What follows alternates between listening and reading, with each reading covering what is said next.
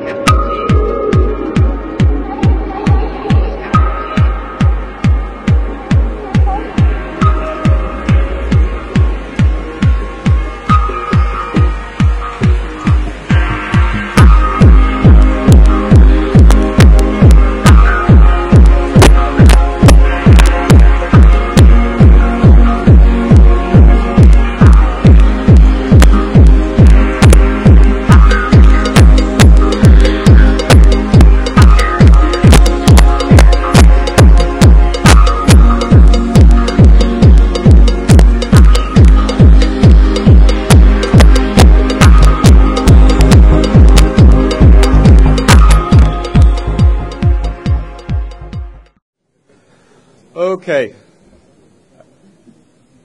Good morning, everybody, and congratulations and welcome to what should be a very stimulating couple of hours, and congratulations to yourselves for making it nice and early to the Centre for another session. So well done you. Only a few more days to go, and you're looking very fresh and vibrant, so congratulations. My name is Dominic Warre. I'm a Senior Director at something called the World Economic Forum. The World Economic Forum is a multi-stakeholder platform involving the largest 1,000 businesses in the world, governments, INGOs, religious communities, social entrepreneurs and others, to bring people together to try and tackle complex global public good problems, of which we have a confluence of two this morning to talk about, not only climate but also water. Climate and water. Within that context, I would offer congratulations, both on my and I'm sure on your behalf, to our hosts here this morning, CONAGUA, for putting together a series of discussions last week and this on this very topic, which, if any of you, and I'm sure many of you were, at Copenhagen, you'll remember that the link between water and climate didn't come quite across as strongly as it has done here. So congratulations and thank you to our hosts at CONAGUA. This morning, I think we'll have a very interesting series of conversations which will try to bring together the threads both of the discussions on water and climate that have taken place, but also to hear from a distinguished group of individuals on their topics and issues and thoughts related to this issue. As they say in the best awards ceremonies, we have a packed program to get through, so I beg your indulgence to listen quietly, and if you do have a BlackBerry or a mobile phone or any other such communication device, I dare you to switch it off, or at least put it on silent, and I dare you not to get kind of tempted to start doing this, because you'll probably miss something quite exciting over here, because there's a lot of very interesting thoughts and conversation that's going to take place. By my count, we have about 1, 2, 3, 4, 5, 6, 7, 8, 9, 10, 11, 12, about 14 speakers to get through in this conversation. Now, that's indicative, I think, of the interest at the highest level, hence the title, a high-level panel on water and climate change. So, without any further ado, I'm going to get these discussions underway. I will be the MC, moderator, and have the slightly unenviable task of trying to summarize some of these thoughts before we hand over to close. There will be chances for questions and comments in a couple of debate sections that we'll have, but if I can beg your indulgence and you wait until we have a window to ask questions before you ask questions, that would be good, and we'll take them from here. Okay, so without any further ado, may I ask Jose Luis Lueche Tamago, who's the Director General of CONAGUA, to provide us with some welcoming words and perhaps remind us why CONAGUA, as a lead thinker in this space, have been so determined to place water so solidly in the climate discussions this week. Jose.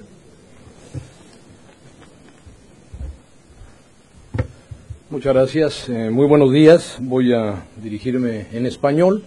Quiero, antes que nada, agradecer y dar la bienvenida a todos los participantes en este evento que para nosotros es de la mayor importancia.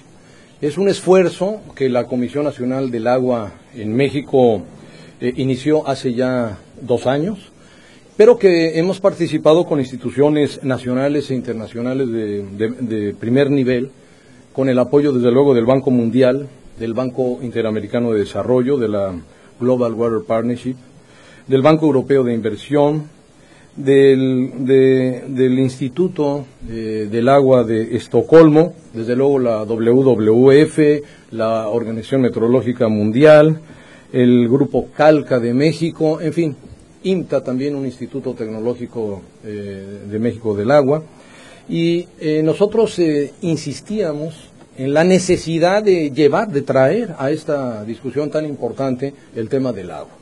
Y así organizamos unos diálogos por el agua y el cambio climático, que el 1, 2 y 3 de diciembre, la semana pasada, tuvieron paneles de muy alto nivel. Logramos realmente profundizar en los efectos del cambio climático, en demostrar cómo es precisamente en el ciclo hidrológico, cómo es en el agua, donde impacta con mayor fuerza el cambio climático. En el mes de junio de este mismo año tuvimos una reunión a nivel regional, América Latina y el Caribe. Elaboramos un documento que le llamamos Retos y Oportunidades frente al cambio climático en materia de agua, y luego posteriormente estuvimos en la Semana del Agua en Estocolmo y finalmente aquí. Quiero recalcar que es la primera vez que en el marco de la COP, se lleva a cabo un panel de tan alto nivel. Y creo que las conclusiones son muy claras. El agua debe de estar en el centro del debate del cambio climático. Si cuando discutimos de mitigación nos referimos a la reducción y al control de las emisiones, cuando hablamos de adaptación, precisamente es la gestión integral del recurso agua. Y quedó demostrado en varias de las intervenciones que la mayor inversión, el mayor costo en el futuro de la humanidad será en adaptación. Y de esos costos de adaptación, de acuerdo a conferencias y a datos científicos, el 70% tendrá que ser en el sector agua. Nosotros creemos que traer esta discusión al seno de la COP16 era fundamental, porque no puede haber un acuerdo vinculante en materia de mitigación si no se acepta a cabalidad que los mayores costos van a ser en adaptación, pero que la adaptación es un término ya inmediato, urgente, inminente.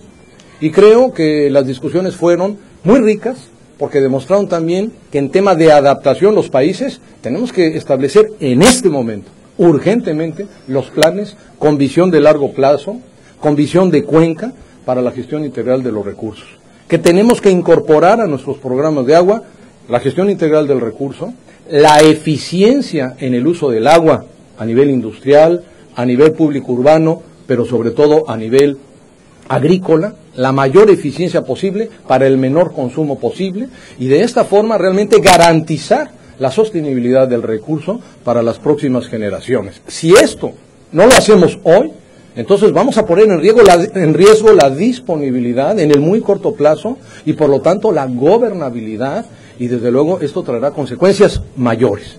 Nosotros venimos aquí para apoyar las discusiones, para impulsar los acuerdos y para insistir en la necesidad de esta discusión centrada en términos del agua. Yo quiero agradecer a todos los participantes y aquí estaremos con el tiempo muy estrictamente controlado con ustedes. Muchísimas gracias. Buenos días.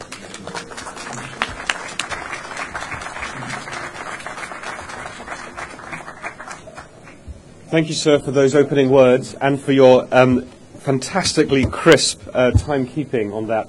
Our time, like water, is a precious resource in this morning's discussion. With no further ado, I'd like to turn to Henk van Schaik, who's the International Programme Coordinator for the Cooperative Programme on Water and Climate. And Henk will give us some results of the dialogues for water and climate change and some further thoughts. Henk. Thank you very much. Good morning, ladies and gentlemen. It's my pleasure to present to you the report of the synthesis team from the Dialogues for Water and Climate that took place in the Fiesta Americana Hotel in Cancun, parallel to the activities and negotiations of the 16th meeting of the parties of the UN Framework on Climate Change. The Dialogues for Water and Climate were very successful indeed. Over 400 participants actively participated in the dialogues coming from all over the world. From international organizations, national governments, local organizations, civil society, research institutions, and last but not least, the private sector. Indeed, CONAGUA, the initiator, can look back on a very rich set of dialogues.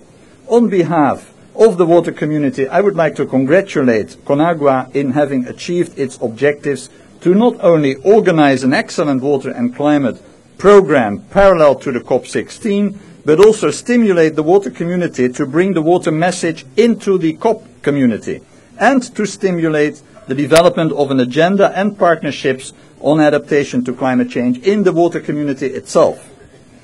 In the synthesis group, we have been discussing what exactly we would bring to you. This was not an easy ride.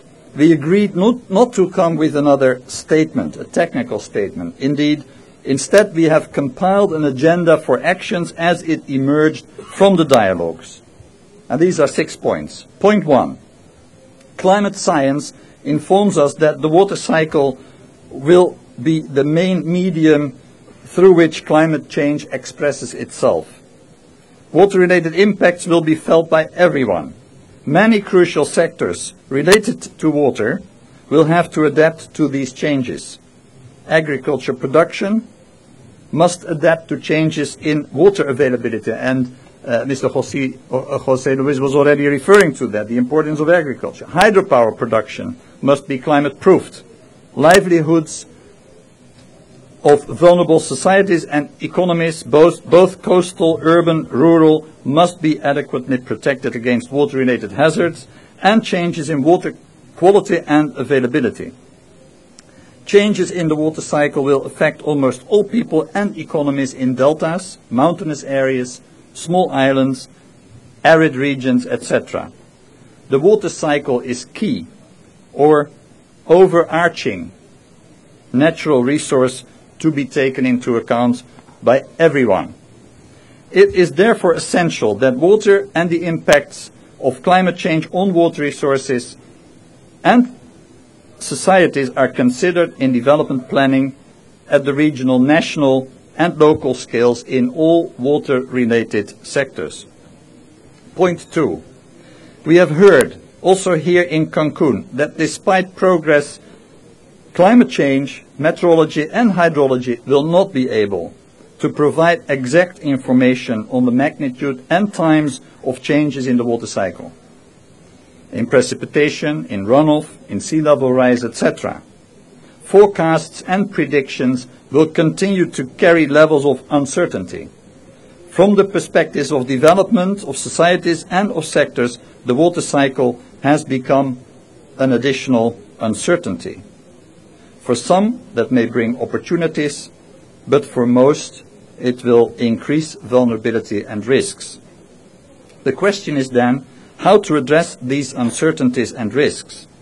One thing is clear: traditional engineering for food security, water security, energy security, and livelihood security on the basis of historical data will not do any longer. Development plans have to address what can be called the 3 R's: robustness, resilience, and recovery.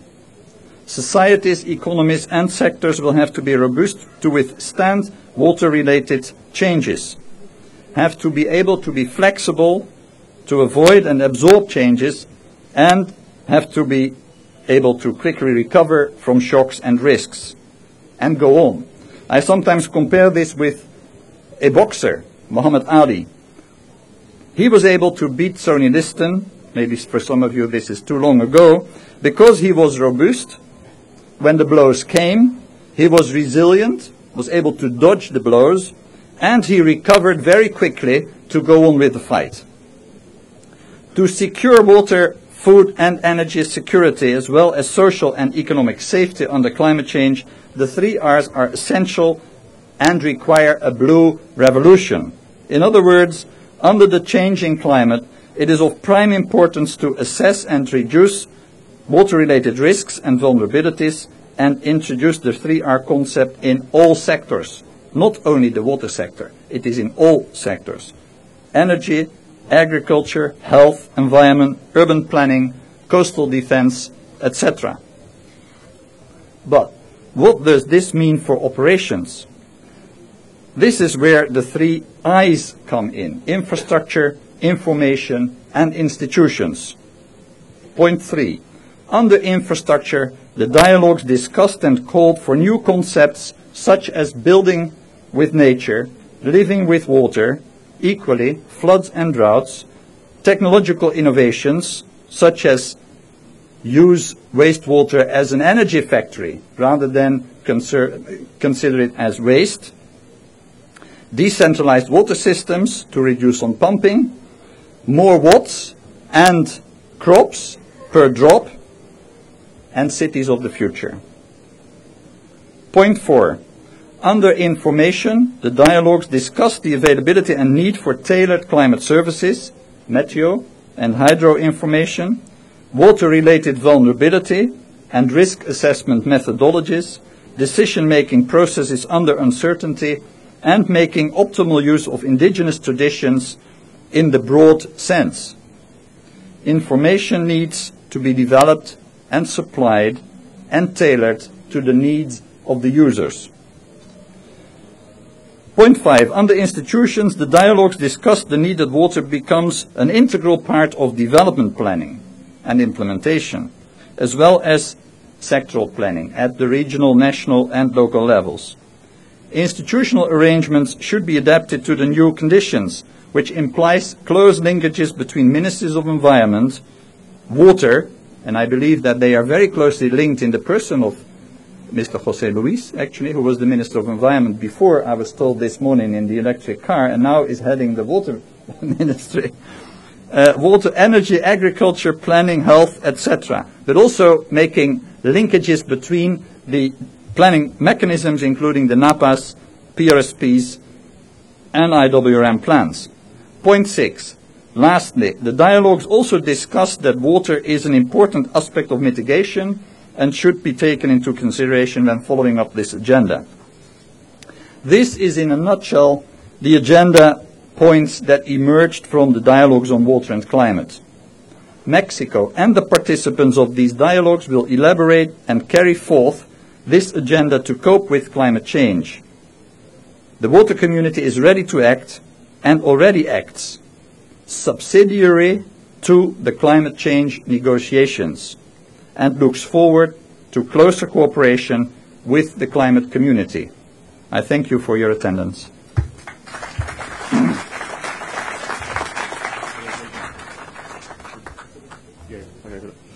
Okay, thank you very much, Hank. Now, how we're going to play this, if Hank, you can rejoin the audience. The Director General, you stay here. If I can invite our first panelists up, Anders and Tim and Michelle and Laura and Yolanda. We'll do the introductions as we go.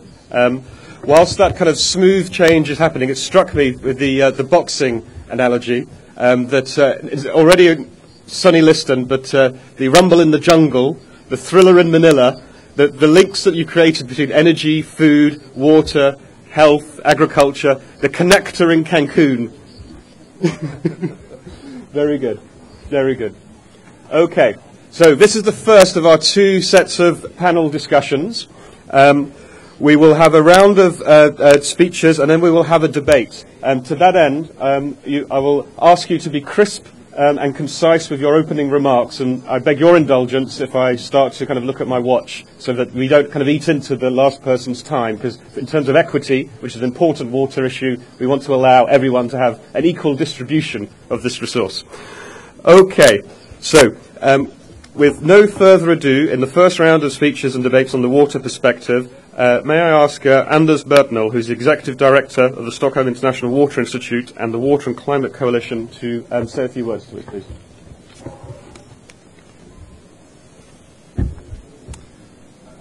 Thank you, Your Excellencies, ladies and gentlemen, dear water and climate friends. The mandate before us is to prevent the avoidable and adapt to the unavoidable.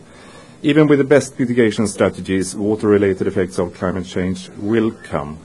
The challenges for many countries is how to adapt. Climate change is, in effect, water change, since it will be through water that the changes will be realized first and foremost. Climate change adaptation is therefore, to a large extent, about water resource management. The problem is that the water and climate policy communities have traditionally operated in separate boxes. The UN's own Intergovernmental Panel on Climate Change, IPCC, has concluded that water resources have not been adequately addressed in the climate policy formulations. The climate change negotiators in general have so far been rather hesitant to include specific references to the need to address water in a systematic way in the convention. The reason from their side being that water is a sector, and we cannot at this stage discuss sector-specific measures in the negotiations. This is, however, a very serious misconception. Water is not just another sector. Water is one of the basic elements of our planet. Water, the lakes, rivers and groundwater is the bloodstream of our planet. All the other sectors of our society depend on water. When we affect the availability of water, we affect food production. When we affect energy production, we affect forestry, health, and so on. All functions of our society and the functions of all ecosystems will be affected when water is affected. Therefore, the UNFCCC needs to address water in an integrated and holistic way. But water is not only important from an adaptation perspective. It is also an important part of mitigation. When we are discussing hydropower or biofuels as part of the solutions from a mitigation perspective, we might also undermine ongoing efforts when it comes to adaptation in agriculture, forestry, or for ecosystems.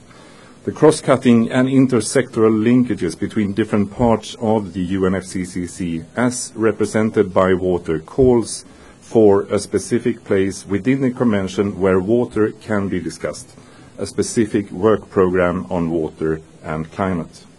Since 2 years now, a number of water-related international organizations have joined hands in the climate negotiations in order to raise the awareness of the water-related linkages of climate change. They represent a wide array of organizations such as IWA, IUCN, WWF, Freshwater Action Network, Progressio, Green Cross International, and the Cooperative Program on Water and Climate, the Global Water Partnership, and CONAGUA have also supported the efforts, and we are very grateful for this.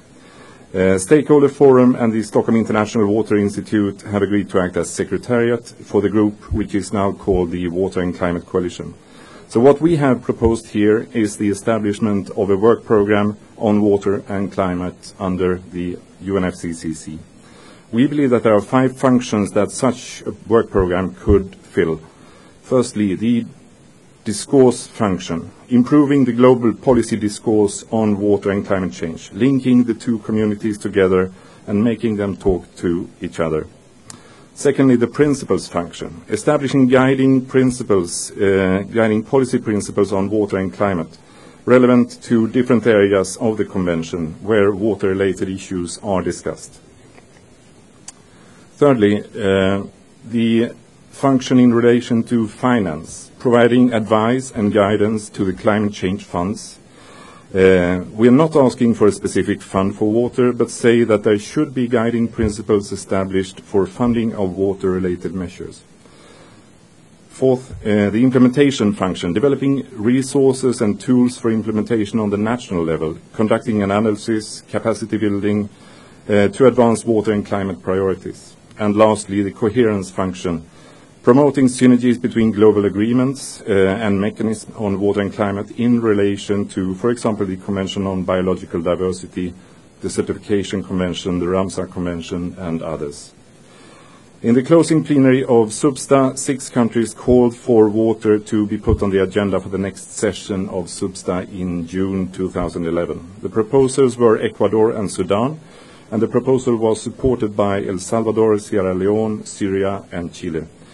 The chair of SUBSTA promised to take the proposal into consideration in the development of the agenda for SUBSTA, and this opens up for the opportunity for any party to the convention to communicate support for the proposal for a water agenda item to the chair of SUBSTA and to the UNFCCC Secretariat. We would strongly recommend such efforts. By doing so, we could for the first time address water comprehensively within the UNFCCC process, thereby linking the water and climate agendas at the global level. It would also mean that we would increase the understanding of water as a global issue affected by climate change. And it might lead to the possibility of parties agreeing to a work program on water and climate under the UNFCCC in the future.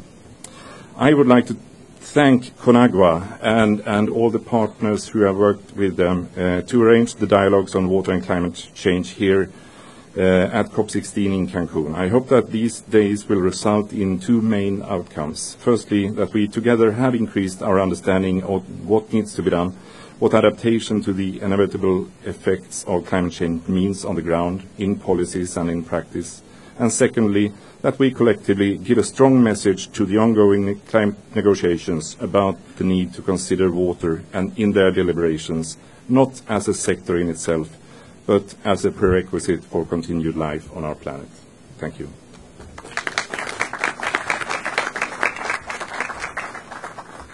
Thank you, Anders, for that. Tim, can I ask you to join us? This is Tim Carston, who's the coordinator for the Freshwater Programme of the United Nations Environment Programme and the Vice Chair of UN Water. Thanks, Dominic. Muy buenos días y good morning to everyone. I think you might have an advantage as we move down the line that we might be repeating some things. I've already crossed some things out that Anders had mentioned, so maybe we'll save time that way.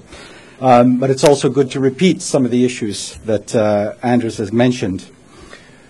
Water touches practically every aspect of our lives, and it is the lifeblood of our planet, providing lifeline to people, to communities, biodiversity, and in fact, our economy as a whole. And climate change threatens those very same things, and to a large extent through its impacts on water. The Intergovernmental Panel on Climate Change Fourth Assessment Report clearly indicated the climate change impacts on water. The report lists 32 examples of major projected impacts of climate change, and of these 32, 25 include primary links to hydrological changes, and of the other 7, water is implicated in 4 of them. The IPCC technical report of 2008, which underpinned the Fourth Assessment Report, also concluded, among other things, that, quote, water resource issues have not been adequately addressed in climate change analyses and climate policy formulations. It is for these reasons that colleagues in the UN system, represented by UN Water, have chosen climate change as a key thematic priority area for UN Water to address through its more than 50 members and partner organizations. It is also for this reason that we are very pleased that CONAGUA, under the leadership of José Luis Fuege, has taken the lead on this important issue here in Cancun through organization of the Dialogue for Water and Climate Change. It is often said that mitigation is about energy and adaptation is about water. But what does this mean in practical terms? The synthesis of the Dialogue on Water and Climate Change made several points, many of which have been relevant to UN organizations and in their work to assist countries to adapt. But as time is short, let me focus on one point that is closest to my work, that of natural infrastructure. Well-functioning water-related ecosystems are critical to the delivery of ecosystem services.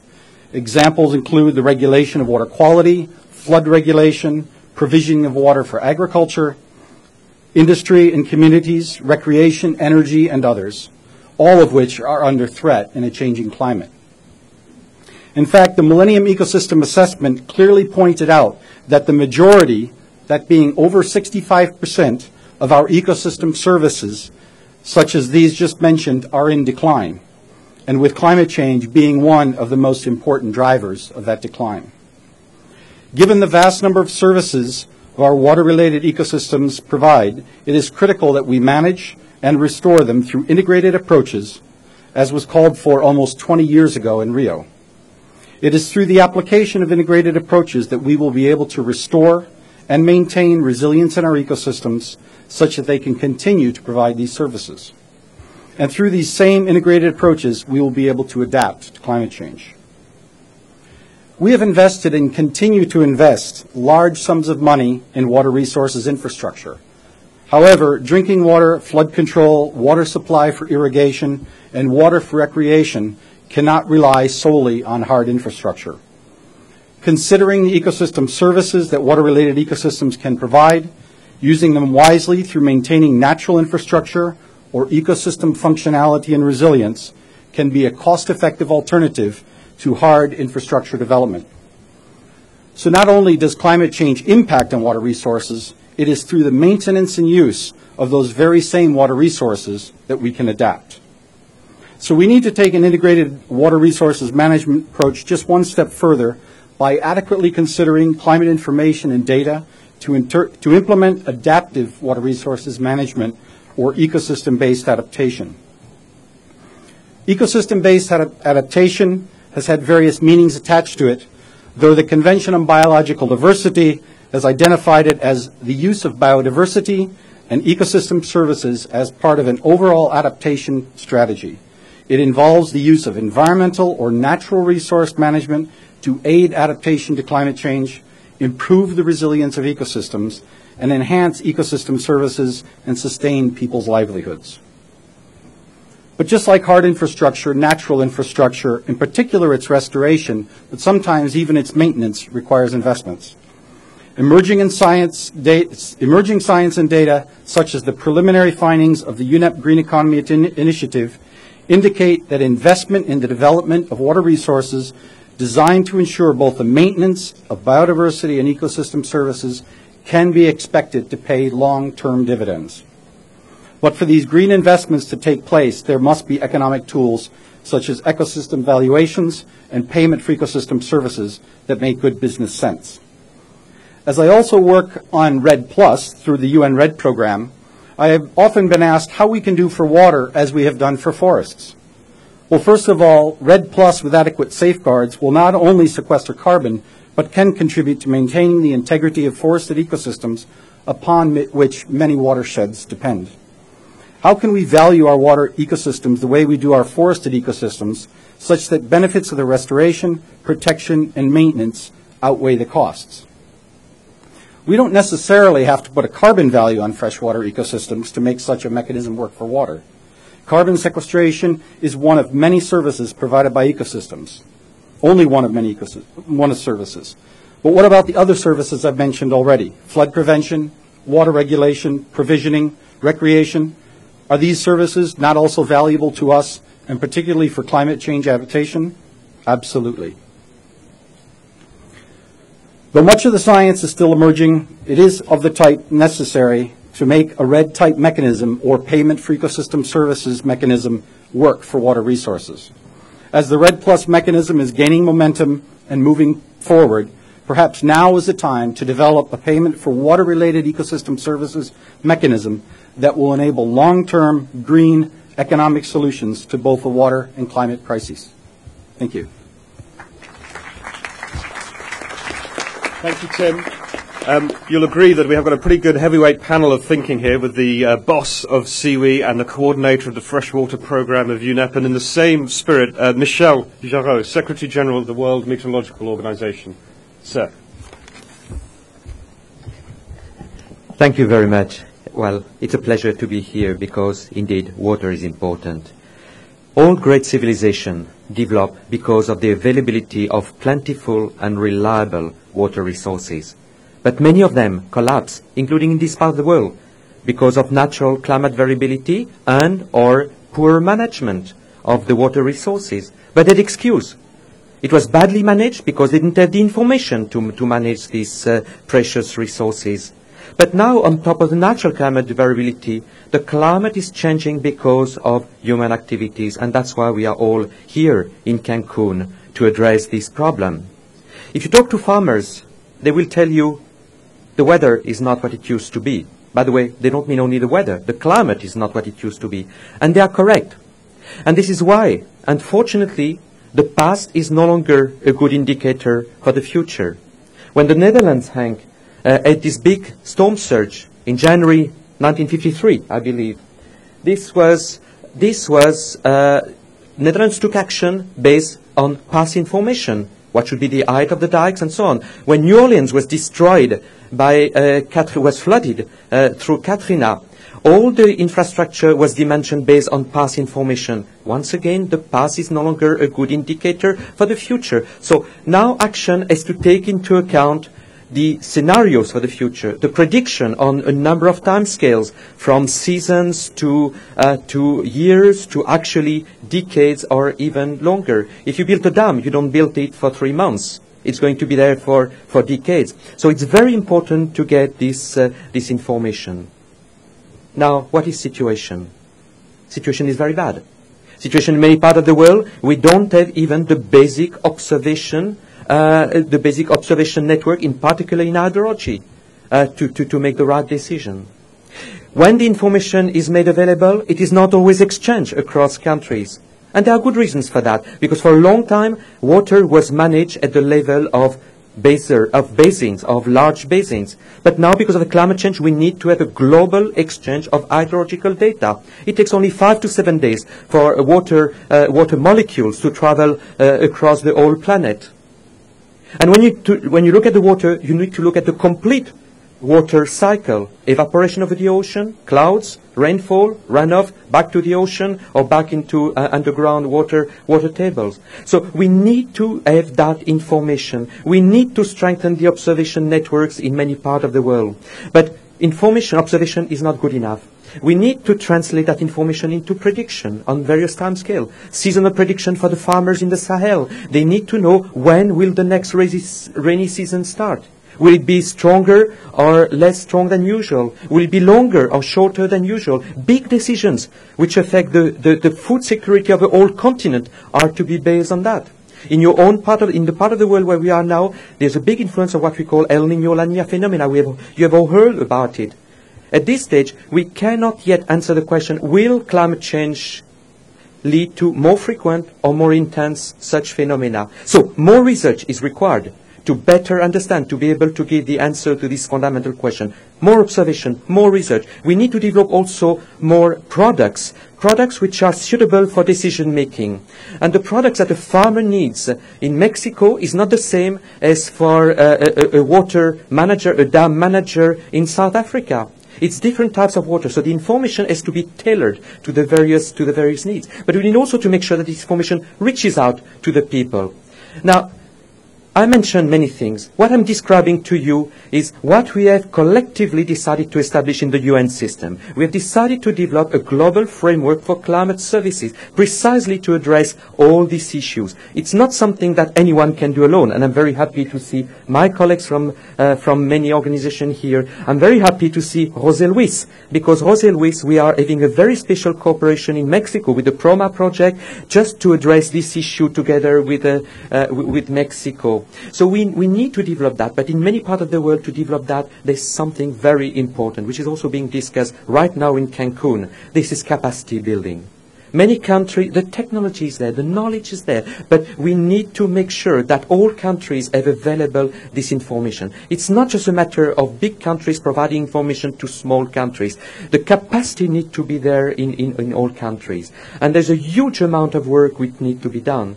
And I want you to be short, because my message, I believe, is quite simple. We need to address these various components. The last component I would like to address, and that was raised in the introduction of this session, is the fact that the information which is going to be provided is not traditional information. It's not deterministic observation, like tomorrow it will be raining or not raining, the rain will start at 2 o'clock in the afternoon. We are talking about probabilities.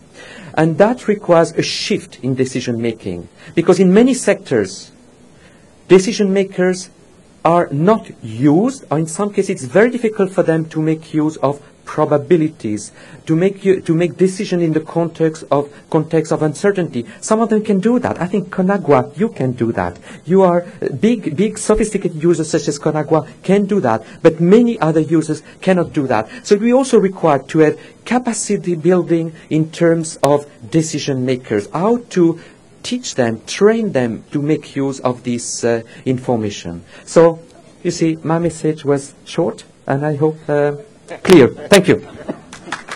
Very good.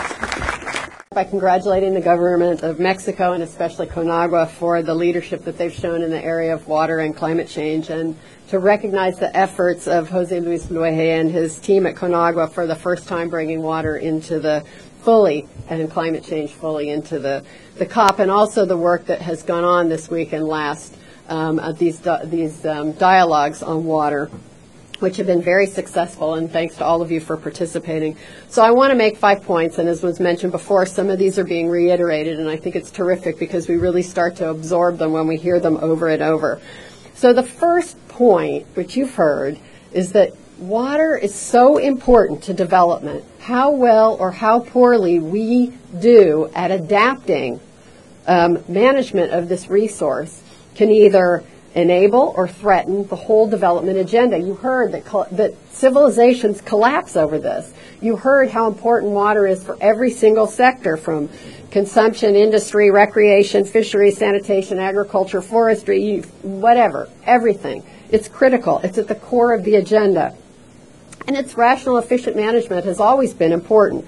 But if, as you've heard from everybody else, it is the medium through which climate change effects will be felt, we have to improve our management. Floods, hurricanes, landslides, glacier melt, lower and more saline aquifers, forest fires, Amazon dieback, coral bleaching, all of this is related in some way to water. And if it's so important, why hasn't it been brought more squarely into the COP before? So this is the great time, and it's wonderful that we're starting to do it here. My second point is that in an interconnected world, water challenges are no longer just local challenges. So, for example, the increase in food production that we will need to feed a world of 9 billion people by 2050 is going to put, of course, huge increases in demand on water resources. But the increase in dependence on food trade will expose countries to water stresses in other countries and abroad. Also, the trade-offs that a single country makes for water resource use between food or energy will then have an effect on global prices, which affect all of us. So, and third, which has always been true but is increasingly true, decisions by single countries to develop hydropower, of course, affects downstream countries. So as the world becomes more interconnected, decisions by one country on the use of water or effects on one country from changes in water affect everybody else. My third point is that the challenges of water management will go from chronic to acute.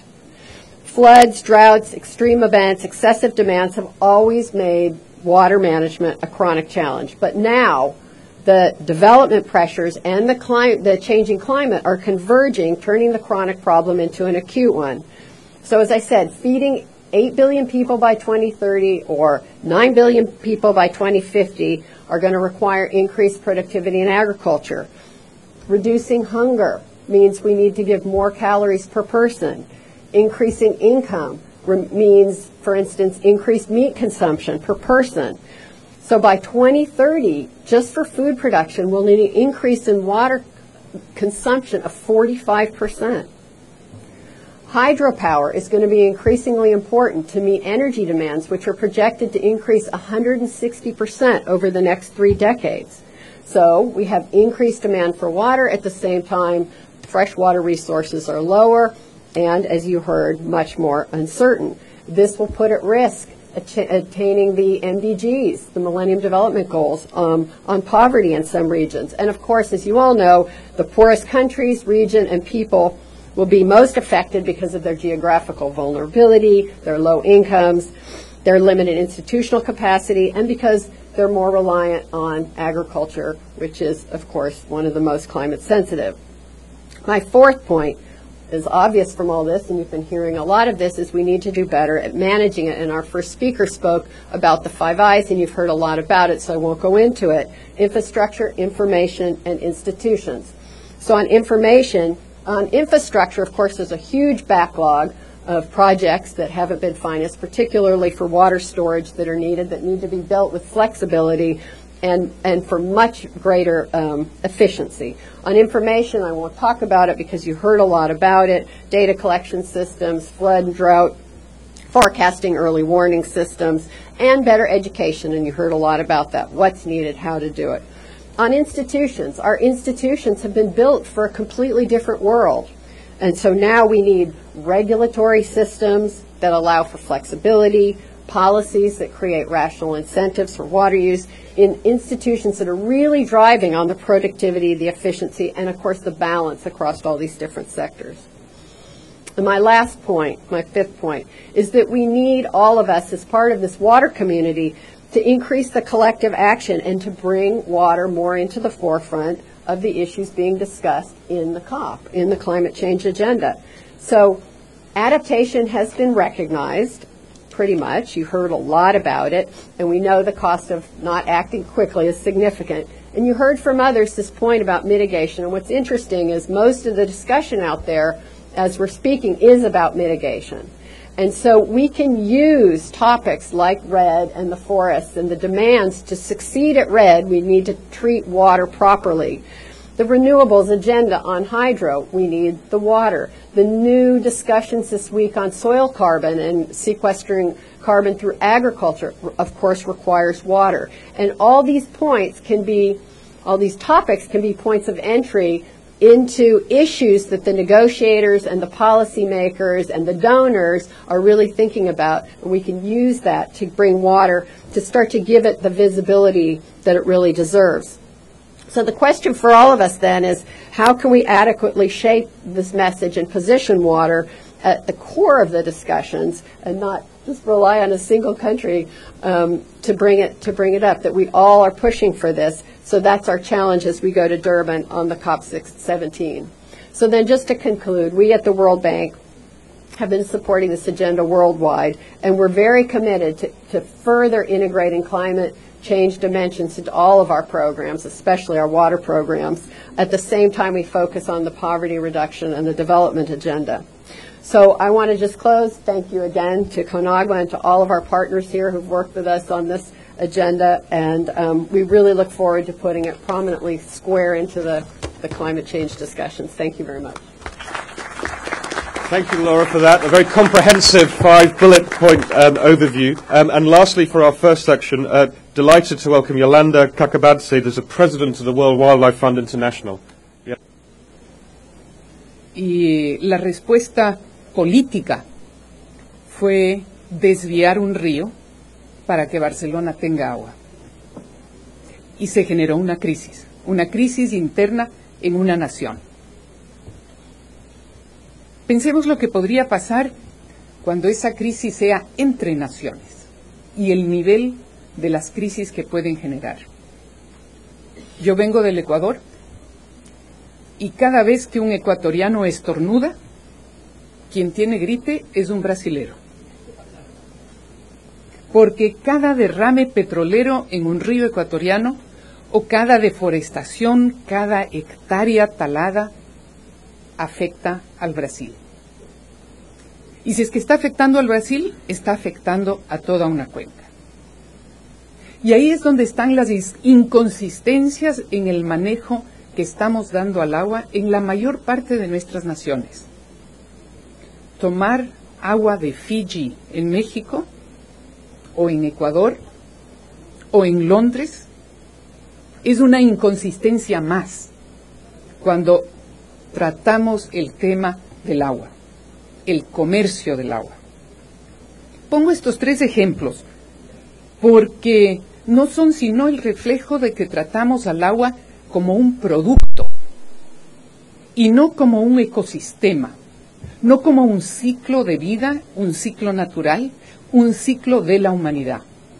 Y mientras no miremos y trabajemos al agua como ya se lo está trabajando y han puesto en evidencia quienes me precedieron en la palabra, no vamos a poder llegar a un punto en que el planeta se ponga de acuerdo que para sobrevivir tenemos que trabajar el agua desde el ecosistema.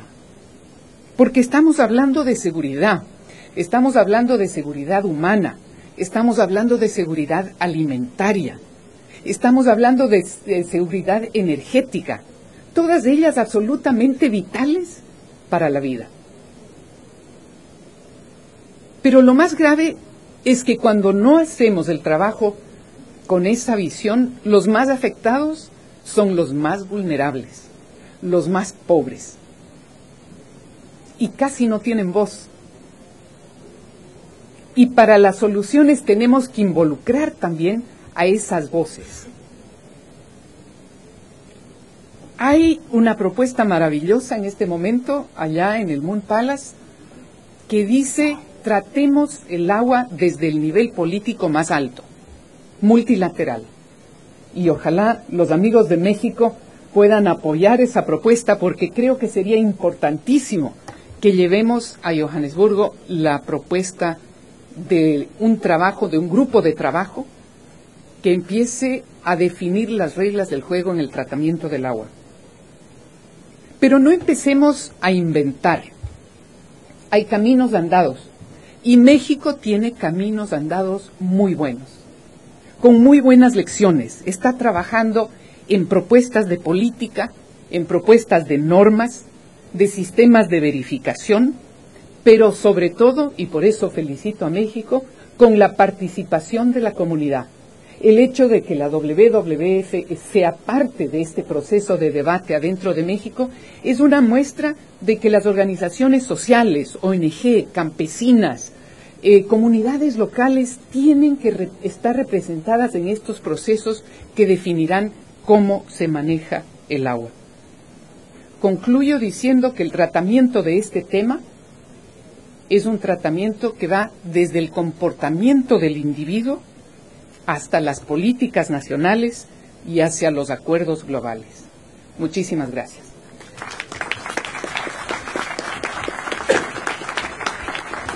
Thank you, Yolanda, for that. And that was quite a compelling overview, I felt, of how urgent the problem is, how connected the problem is to everything else, and some suggestions from our esteemed panel as to what they're doing. I have the lovely job of now just going to ask a few questions. I'm going to take just two from the audience, but I'm going to ask the first question. And hopefully it's going to capture some of the things in your mind. And I want each of you, if I may, taking the liberty as the moderator, to give me one example. My question is this. You've given us a very compelling overview of the problem. We've had a sketch at the top level, we've had a sketch at the community level, and we had a sketch at some of the international organizations. I would suggest, and perhaps for those of you out there, what's one specific example of what we could do from your perspective? We've had a lot about the problem, I've had a lot of kind of broad sweeps. One specific example of what we could do next in this, from whatever your perspective is going to be. And on that, I would hope to build a couple of questions from you.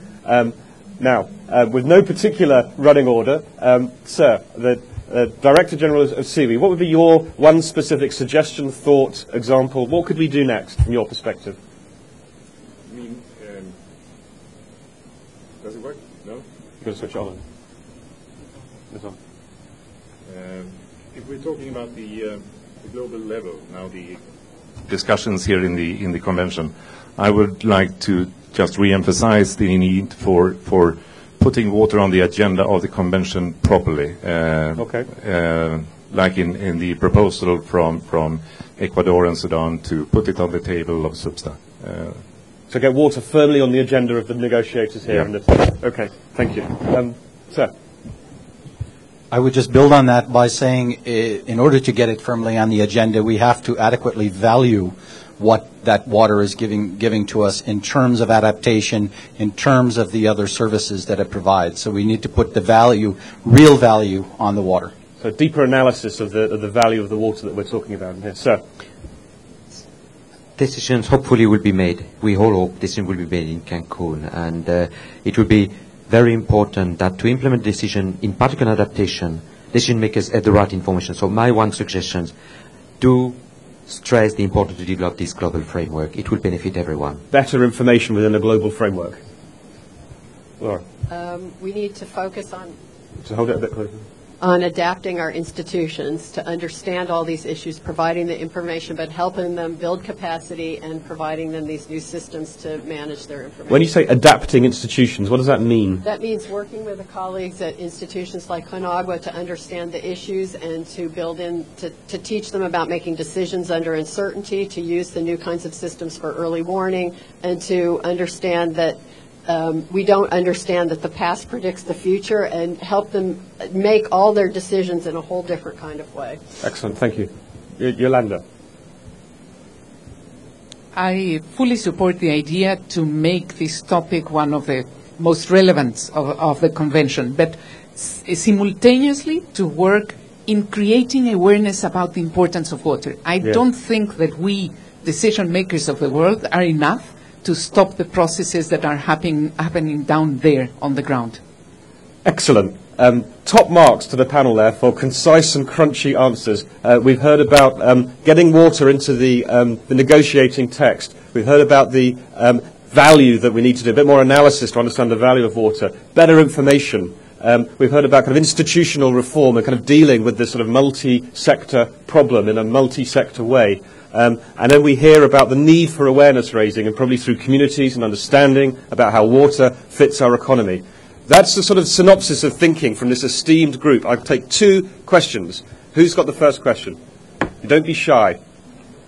Don't be shy. There we are, sir. One. It's a question, sir. It's not a statement. So if you have a question and it's short, the floor is yours. If it's a statement, I'll take the microphone away. And tell us who you are. Legisladores mexicanos, creo que estaríamos dispuestos a impulsar la agenda por medio de, primero, entre nosotros como país, y después por medio de la UIP, de la Unión Interparlamentaria, impulsar medidas, impulsar para que esta agenda llegue a Sudáfrica con mayor fuerza por parte de los legisladores del mundo. En segundo lugar, sugeriría, perdón que me desvíe un poco de lo que dice el compañero. No deviation. Creo que debemos acuñar el término productor de agua. Así como a los dueños de los bosques les estamos pagando o les pagaremos vía Red Plus por hectárea, aquí en este caso, una fórmula que puede funcionar o debería funcionar es pagarles céntimos por metros cúbicos a los productores de agua, a donde se origina el agua. Very good. Very good. Thank you. That was an excellent formulation there about the kind of payment and issue of water. Sorry to hassle you on that, but we can take another question. So there's one question to think about. One more. Sir. Okay, I'm going to do in English and Spanish because sometimes I'm not the translation. We want to know what do you think about the private sector participation in these proposals. ¿Qué es lo que puede hacer el sector privado para participar más activamente en estos temas? Very good. Two excellent questions. Well done there. In terms of the kind of framework that you set out, just a quick thought. One on, if I may so, sort of paraphrasing the kind of value in the water pricing issue, and secondly on the private sector participation, more broadly or more specifically, as you wish. I'll just go through our panel, and maybe I will start at Yolanda's end and work back. Yolanda. No puede haber una política nacional en la que no participen todos los sectores. Y por lo tanto el sector productivo, el sector privado es tan importante como aquellos que hacen la política para que sucedan las cosas con la participación de los ciudadanos. Bueno, yo si me permite nada más quería agradecer al Alberto Cárdenas, el senador Alberto Cárdenas, quien impulsa la iniciativa de la Ley de Cambio Climático en México, fue creador de la Comisión Nacional Forestal, impulsó el pago por servicios ambientales y fue secretario de Medio Ambiente, entonces nos tiene que apoyar mucho en esto. Muchas gracias, Alberto.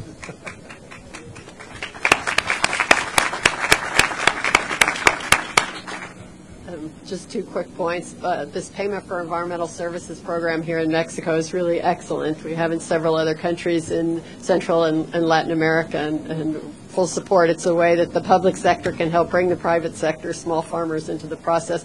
And on the institutions, exactly, if we have a right regulatory framework and the right pricing structures in place, then the private sector can be brought into this agenda and play its role. But as we talked about before, we need the right prices for water so that the private actors can make good decisions. Thank you. I would just consider a second question, because water is affecting everyone and everyone is an actor. So therefore it's indeed very important to the private sector.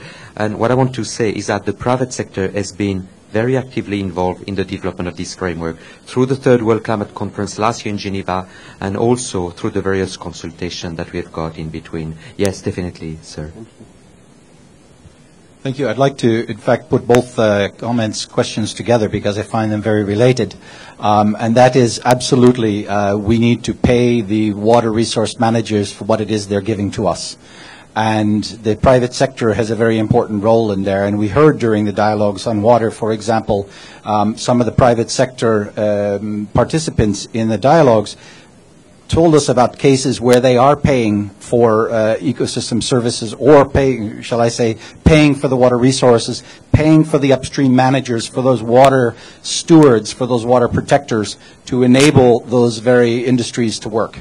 And this is the type of system where we can bring public, private together and have a win both for the water resources and for climate change adaptation. On the issue of putting a value on water as such, I think it's extremely important, and an area where we in the water sector needs to improve is actually to explain the economic value of water and various water uses. And that includes, of course, the ecosystem services. It could also include other kinds of services that water provides for the society, also in economic terms. And I think that there is an area that we need to work much more. When it comes to private sector involvement, I'd like to sort of broaden the picture from the traditional water supply and sanitation service sector. It's fairly difficult to imagine a world without a private sector. They are everywhere, in agriculture, in industry, and so on.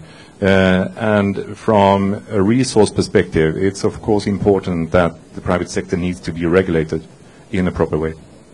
Thank you. Thank you for those very snappy answers, panel. And if you join me in a round of applause for that, I'd ask you to take your seats and the next ones to come up.